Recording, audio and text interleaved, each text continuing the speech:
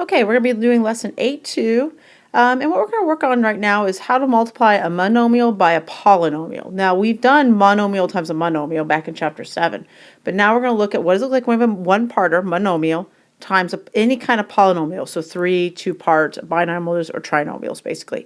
And then in the next video or in the next day, we'll work on solving equations. But for today, we're just going to work on simplifying expressions. Okay? All right, so let's look at example 1 here. It says find each product and simplify, okay, if necessary. So what we're going to do is you're just going to multiply. And when we multiply, it's just like distributing. So we're going to take this negative 5b and we're going to distribute to all 3 parts. So we're going to multiply that. Now, we got to think about our exponent rules that we learned back in chapter 7. So we multiply negative 5 times 2 is negative 10. b, remember there's one b value here, exponent of 1, and b to the 5th. I add them and get 6 b's, okay? Minus 35, and then again 1 plus 3, 4 b's.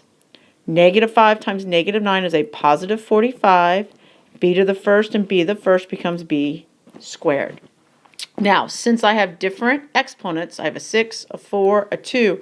Remember, I cannot put those together, okay? So this right here is my final answer. Okay? All right, let's go to number 2 now. You're doing the same thing. We're just going to distribute. So we're going to take this guy to both parts. So I'm going to get a negative 15 y squared and then a negative 6 y. Again, I cannot combine those because they both don't have the same exponent values. Okay. All right, and example 3. Okay. Again, we're still distributing. So I'm going to take the 2x times all 3 parts. So 2 times 4 is 8. I have 4 a's and an x. Minus 2 times 3 is 6.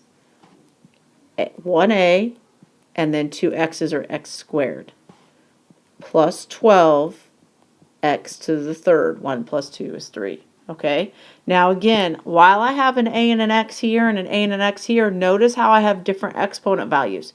So you cannot put these together. So this right here is my final solution. Okay, all right, example 4. Okay, so we're going to distribute. I'm going to get negative 20, x to the third, y. Again, add your x's. 1 plus 2 is 3. Positive, because negative 4 times negative 12 is a positive 48, x squared, y squared. And then I'm going to take the negative 4xy times the positive 7, y squared, get negative 28, x, y to the third. Again, while I have x's and y's, notice how exponent, here we've got a 3 on the y, here my 3 is on the x. So you can't put those together, so this right here is my final solution. All right, example 5.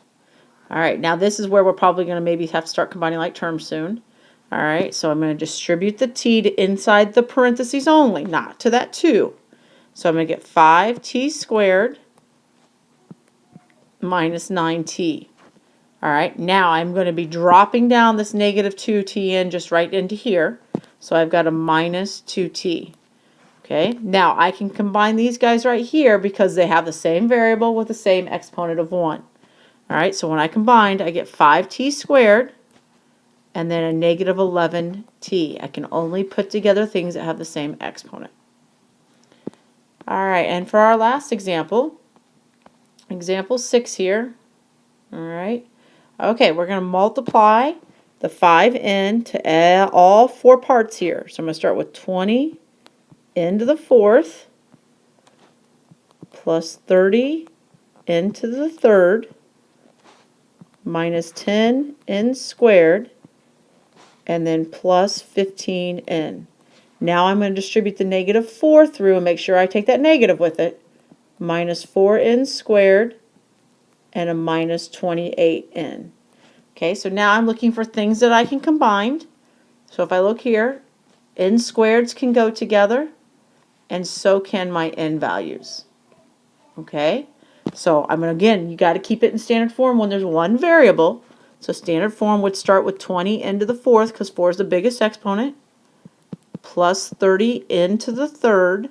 All right, so now I'm putting together my squared. So negative 10 and negative 4 is negative 14n squared.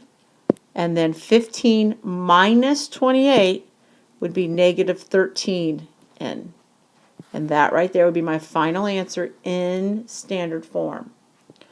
All right, so we need to go ahead and complete the following problems, and we'll take a look at equations tomorrow or the next day.